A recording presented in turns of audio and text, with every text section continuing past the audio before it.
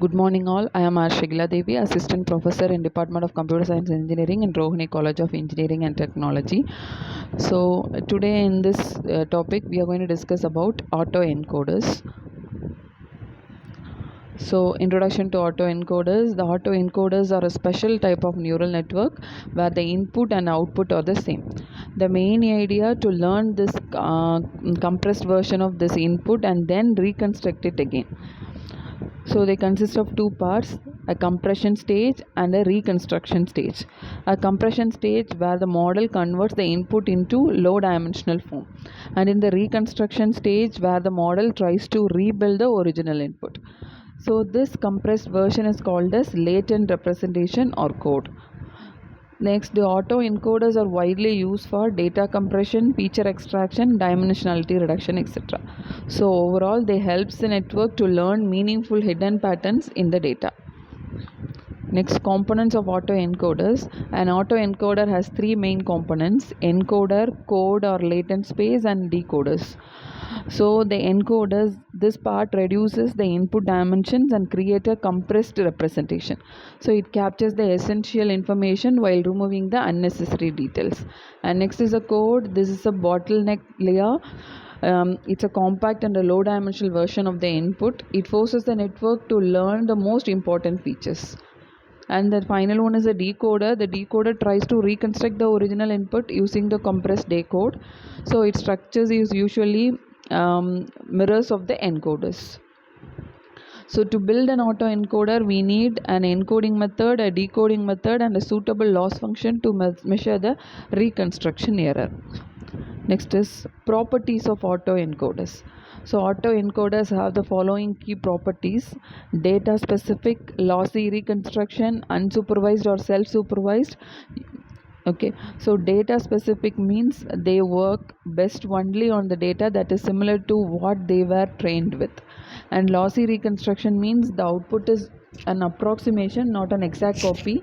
So this is because some details are lost during compression. Next is unsupervised or self-supervised means they do not require label data.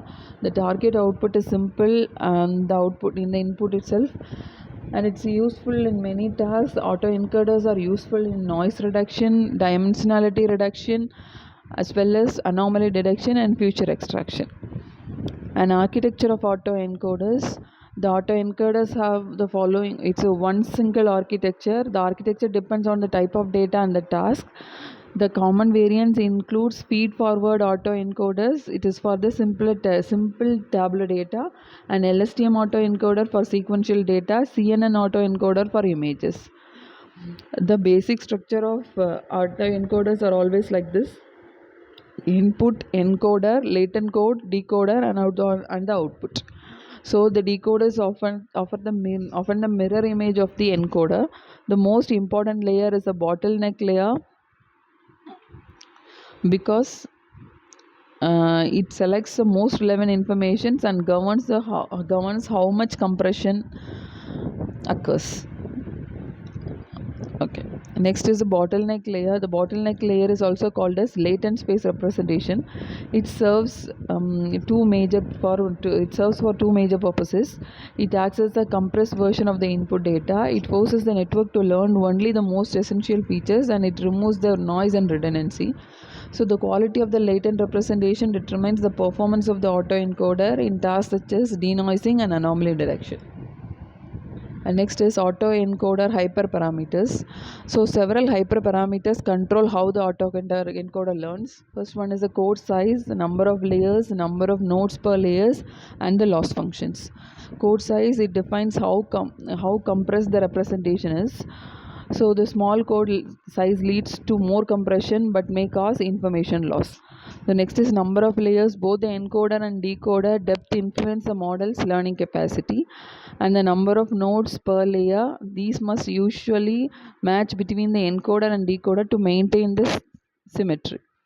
And about the loss function, we typically use mean square error for continuous input and binary cross entropy for inputs in the ranges of 0 to 1. Okay, next is Training autoencoders are trained similar to the neural networks. So the backpropagation is used for optimization. The losses is calculated between the input and the reconstructed output. So the optimizer normally used is adam, sgd, rmp, rms prop are commonly used. So the main objectives to minimize the reconstruction losses. Main objectives is to minimize the reconstruction loss and ensure the model can recreate the input as accurate as possible.